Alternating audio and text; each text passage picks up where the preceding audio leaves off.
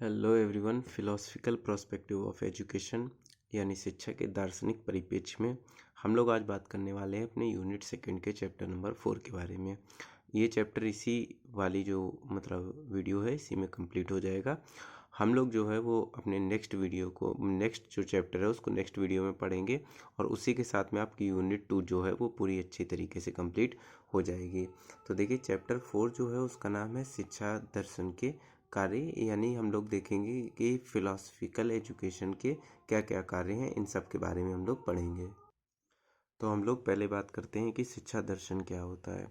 देखिए दर्शन शब्द के अर्थ ही मैंने आप लोगों को बताया था कि खोज करना, किसी चीज़ की व्याख्या करना, किसी चीज़ के विश्लेषण करना। यानी शिक्षा दर्शन में वह दर्शन जिसमें शिक्षा संबंधी समस्याओं पर दार्शनिक दृष्टिकोण से विचार किया जाता है। अब जाहिर सी बात है, आप सभी लोग जानते हैं कि शिक्षा के बारे में जो हम लोग जानना शुरू करेंगे तो शिक्षा क्या है, ये कैसे डेवलप होती है, किसी मनुष्य के अंदर कैसे आती है, इससे जुड़ी क्या क्या समस्याएं हैं। तो वह दर्शन जिसके अंतर्गत शिक्षा संबंधी समस्याओं का दार्शनिक दृष्टिकोण से विचार किया जाता है उसे ही हम लोग क्या बोलते हैं, शिक्षा दर्शन बोलते हैं। यानी इसमें शिक्षा संबंधी समस्याओं पर कुल मिलाकर के विचार किया जाता है। दर्शन के आधारभूत सिद्धांतों का प्रयोग शिक्षा में करना शिक्षा दर्शन कहलाता है। यानी दर्शन के आधारभूत सिद्धांत, दर्शन के कुछ आधारभूत सिद्धांत कौन कौन से हैं? किसी चीज़ की सत्यता को जानना, किसी चीज़ में क्या क्या कमियां हैं उसको जानना। तो यही सारी चीज़ों का जब प्रयोग हम लोग शिक्षा में करेंगे तो यानी शिक्षा का हम लोगों ने क्या कर लिया, दर्शन कर लिया। तो यानी दर्शन के आधारभूत सिद्धांतों का प्रयोग जब हम लोग शिक्षा में करते हैं तो उसे ही शिक्षा दर्शन कहते हैं। अब देखिए एक हेंडरसन नाम के जो फिलोसफर हैं उन्होंने क्या लिखा है कि शिक्षा दर्शन शिक्षा की समस्याओं के अध्ययन में, देखिए हर जगह शिक्षा की समस्याएं निकल रही हैं। क्यों? क्योंकि हमने शिक्षा का दर्शन किया है, उसके बारे में सब चीज़ें जानी हैं। तो शिक्षा की समस्याओं के अध्ययन में दर्शन का प्रयोग करना है। ठीक है, तो शिक्षा की जितनी भी समस्याएं थी उनके अध्ययन करते समय दर्शन का प्रयोग करना क्या कहलाता है, यही हमारा शिक्षा दर्शन कहलाता है। ठीक है, तो अगर हम लोगों ने दर्शन का प्रयोग ना किया होता तो हमें शिक्षा की समस्याएं जो है वो भी ना मिली होती। और शिक्षा की समस्याओं का अध्ययन हम लोग कब कर पाएंगे, कब हम लोग समस्याओं के बारे में जान पाएंगे, जब उसके अंतर्गत हम लोग दर्शन का प्रयोग कर देंगे। ठीक है, तो अब देखिए हम लोग बात करते हैं शिक्षा दर्शन के कार्यों के बारे में कि शिक्षा दर्शन के क्या क्या कार्य हैं। सबसे पहला जो होता है शिक्षा दर्शन का कार्य, वो लिखा है मनुष्य और शिक्षा के स्वरूप की व्याख्या करना। मैंने आप लोगों को पहले ही से ही बोला था कि दर्शन शब्द जिसके साथ भी लग जाएगा ये दर्शन उसके बारे में खोजबीन जानकारी जुटाएगा, उसको विस्तृत करके दिखाएगा और उसके अंतर्गत जितनी भी जो दिक्कतें हैं, जो सही चीज़ें हैं, उन सबको उजागर करेगा। तो अब देखिए शिक्षा के साथ में जब दर्शन लग गया है तो इसका मतलब क्या है, मनुष्य और शिक्षा के स्वरूप की व्याख्या करना। यानी सबसे पहले ही शिक्षा का स्वरूप कैसा है इसकी व्याख्या करेगा। फिर शिक्षा के वास्तविक स्वरूप को समझने में सहायता देना। शिक्षा का वास्तविक स्वरूप क्या है, वह लाभकारी है या अनिष्टकारी है, वह लोगों को किस प्रकार प्रभावित कर रही है, तो उसके वास्तविक स्वरूप को समझने में भी शिक्षा दर्शन सहायता करेगा। फिर क्या होता है कि विकसित शिक्षा की व्याख्या करना, कि कौन सी शिक्षा जो है वो एक विकसित समाज की अवधारणाओं को प्रस्तुत करेगी। इस चीज़ के लिए हम लोग क्या करेंगे कि शिक्षा दर्शन का प्रयोग करेंगे ताकि हमें एक विकसित शिक्षा की व्याख्या मिल सके, विकसित शिक्षा की अवधारणा हो सके, जिससे राष्ट्र विशेष को अपनी शिक्षा के उद्देश्य निश्चित करने में सहायता मिले। इससे क्या होगा कि जब हमारे यहाँ विकसित शिक्षा होगी तो हमें अपने राष्ट्र से संबंधित जितनी भी कमियां हैं या अच्छाइयां हैं या बुराइयां हैं उनके बारे में पता चलेगा और उसके आधार पर हम लोग क्या करेंगे, शिक्षा के उद्देश्यों को फिक्स कर सकते हैं। हम लोग बता सकते हैं कि हमें इस फील्ड में ज़्यादा वर्क करने की ज़रूरत है, हमारी शिक्षा के ये लक्ष्य हैं, हमें अगली बार इस चीज़ पर ज़्यादा फोकस करना है। फिर दार्शनिक दृष्टिकोण के आधार पर विकसित शिक्षण विधियों की व्याख्या करना।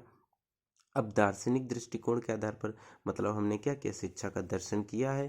दर्शन करने के बाद में जो भी हमारा शिक्षा के प्रति दृष्टिकोण आया है उसे दार्शनिक दृष्टिकोण कहेंगे। और जब हम शिक्षा की बात करेंगे, शिक्षा की समस्याएं हमारे सामने आएंगी, हमने शिक्षा का दर्शन किया तो शिक्षा की समस्याएं हमारे सामने आई, तो उसी के आधार पर हम लोग क्या करेंगे, शिक्षण विधियों का भी चयन करेंगे और शिक्षण विधियों की भी व्याख्या करेंगे कि नहीं यहाँ पर ये शिक्षण विधि नहीं, इस शिक्षण विधि का प्रयोग होना चाहिए। ठीक है, तो इस तरीके से हम लोग शिक्षा दर्शन से उचित शिक्षण विधियों को भी चुन सकते हैं तथा समाज व राष्ट्र के लिए उपयुक्त शिक्षण विधि का चयन कर सकते हैं, जैसा कि मैंने आप लोगों को बताया। फिर देखिए लिखा है कि जो शिक्षा है वो किस तरीके से शिक्षक और शिक्षार्थी को आपस में जोड़ सकती है, ठीक है, उनके बीच में किस तरीके से संबंध स्थापित करती है, इसकी व्याख्या भी कौन करता है, शिक्षा दर्शन करता है। वह बताता है कि शिक्षा जो है वो कितनी ज़्यादा इंटरेस्टिंग है। अगर शिक्षा इंटरेस्टिंग होगी तो शिक्षक और शिक्षार्थी के मध्य में क्या होगा, अच्छे संबंध बन जाएंगे, ठीक है।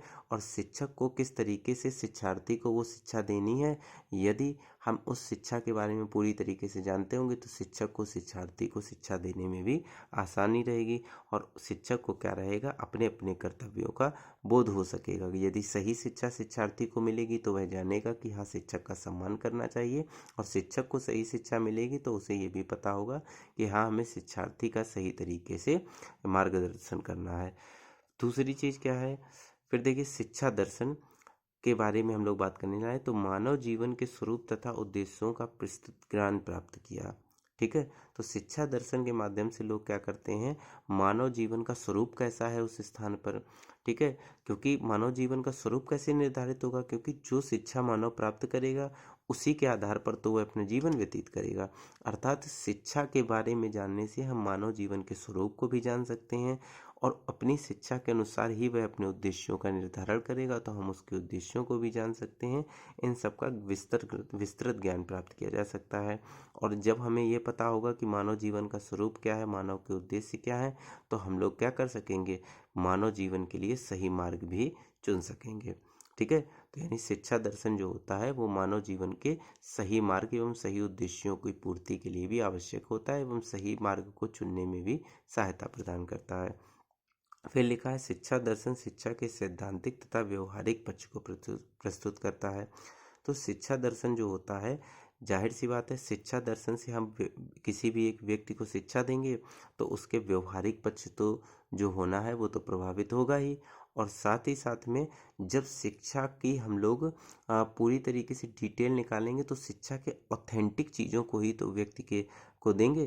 तो यानी शिक्षा के सैद्धांतिक तथा व्यवहारिक पक्ष को प्रस्तुत करता है। शिक्षा दर्शन से एक तो व्यक्ति का व्यवहार बदलता है, दूसरी चीज़ है जब हम उसका दर्शन कर लेते हैं तो हम उसे ऑथेंटिक चीज़ें देते हैं तो शिक्षा की सैद्धांतिक चीज़ें भी जो होती हैं वो व्यक्ति को प्राप्त होती हैं।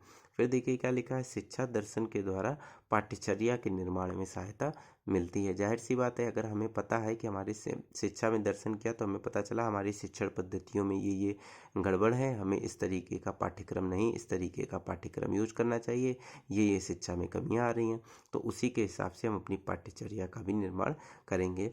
फिर देखिए क्या लिखा है, शिक्षा दर्शन के द्वारा विद्यालय के प्रशासन में भी सहायता मिलती है, प्रबंधन में भी, और इस तरीके से ये शिक्षा दर्शन जो है वो इस विद्यालय के प्रशासन और प्रबंधन में अपनी एक महत्वपूर्ण भूमिका निभाता है, ठीक है।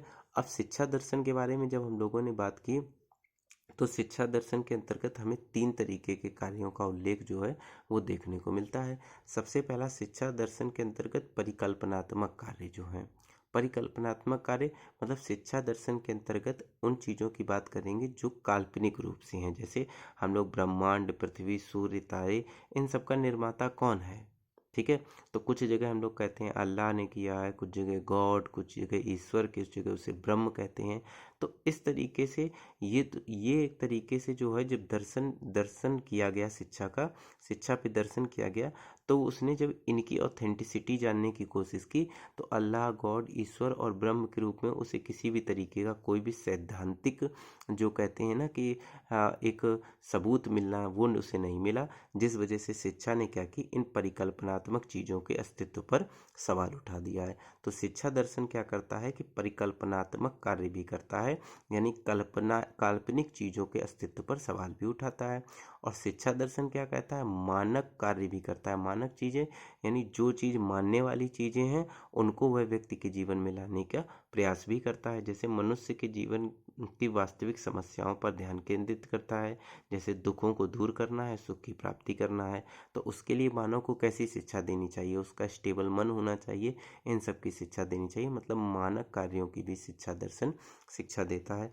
फिर शिक्षा दर्शन के विश्लेषणात्मक कार्य, मतलब जब हम लोगों ने शिक्षा का दर्शन किया तो कौन कौन से विश्लेषणात्मक कार्य, मतलब किन किन चीज़ों के बारे में हमने मतलब दीर्घ रूप से हमें विश्लेषण करना चाहिए वो चीज़।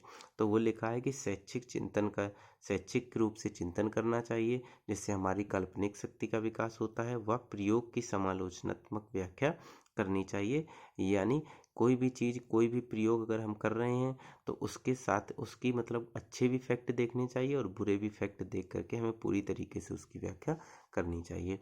तो ये सारे कार्य जो होते हैं वो शिक्षा दर्शन के कार्य होते हैं।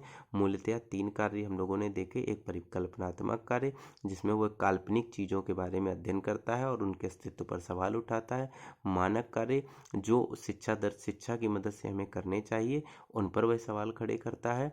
और शिक्षा दर्शन के विश्लेषणात्मक कार्य कि किन चीज़ों का हमें विश्लेषिक रूप से अध्ययन करना चाहिए, इस बारे में बताता है।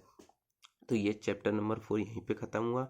अगर आप लोगों को हमारी वीडियो हेल्पफुल लग रही हो और आप लोग आगे के सेमेस्टर्स में भी इसी तरीके से हर एक बुक जो है वो पढ़ना चाहते हो, तो हमारे इस चैनल के साथ ज़रूर जुड़े। मिलते हैं हमारे नेक्स्ट वीडियो में, तब तक के लिए बाय बाय।